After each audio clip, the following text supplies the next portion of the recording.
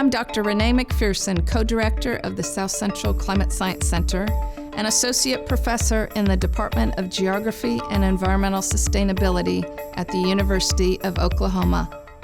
In this video, I'll be discussing how the U.S. Global Change Research Program began and produced its most known product, the National Climate Assessment.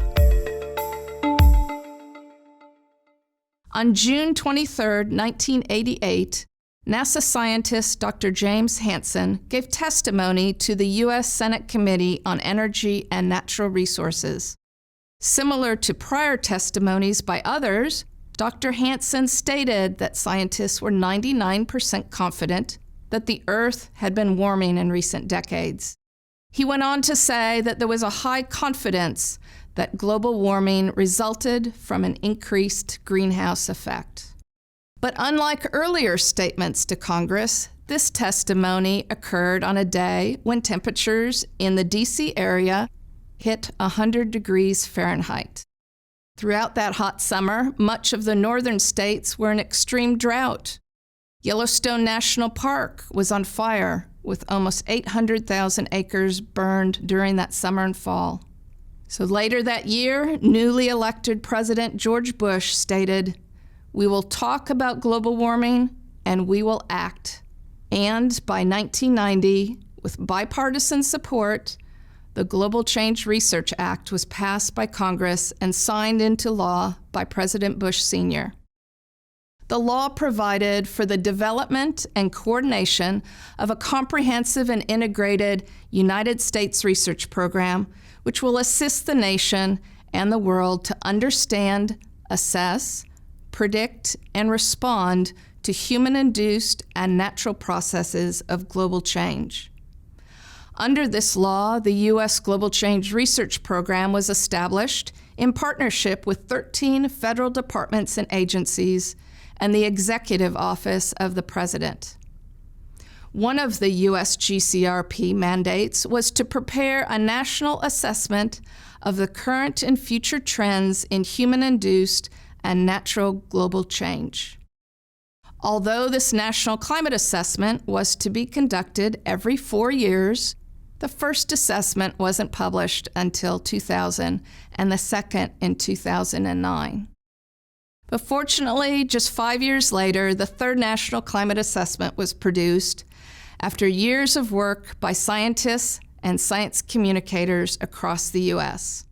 The effort was substantially more inclusive and more broad-based than previous assessments. Its goal was to communicate the current scientific knowledge of the impacts, risks, and vulnerabilities associated with a changing global climate so as to enhance the ability of decision makers to anticipate, mitigate, and adapt to these changes. Work on completing the third National Climate Assessment stretched beyond the federal government. It included state, local, and tribal governments, the business community, academic institutions, and nonprofit organizations. Under the National Climate Assessment and Development Advisory Committee, or NACADAC, many working groups and author teams were created and assigned specific tasks. Focus tasks included summarizing the past climate, future climate projections, and impacts of climate change for a specific region of the U.S., like the Great Plains, or for a specific sector of society, like water resources or rural communities. They also discuss responses to climate change at local or regional levels, such as options for mitigation and adaptation, as well as needs for additional research. The NACADAC approved all of the messages conveyed in the National Climate Assessment. In essence, the third assessment stated that climate change has moved firmly into the present. Americans are noticing changes all around them. Summers are longer and hotter, and periods of extreme heat last longer than any living American has ever experienced. Winters are generally shorter and warmer. Rain comes in heavier downpours, though in many regions there are longer dry spells in between.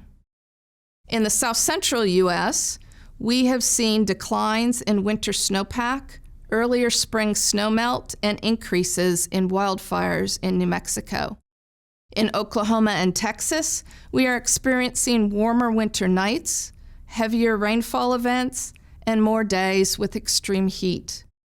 And along the Texas and Louisiana coasts, sea level has been rising, changing coastal ecosystems. But we also have seen tribes, cities, businesses, and local organizations across the region work to reduce the impacts of climate change on their lives and livelihoods. Climate projections from the National Climate Assessment indicate that this work is not in vain. Mitigating climate change and adapting to projected impacts will improve our economy, will protect the health of our citizens, and will enhance our landscapes, rivers, and coastal waters. Today, the U.S. GCRP is on target to issue national climate assessments every 4 years. They have created a sustainable process to regularly collect information about climate change. They continue to communicate with the many scientists who volunteered their time to help with the assessment report. And the U.S. GCRP is working hard to translate the science to decision makers across the U.S. These are the people who really need this information to manage resources in the face of our changing climate.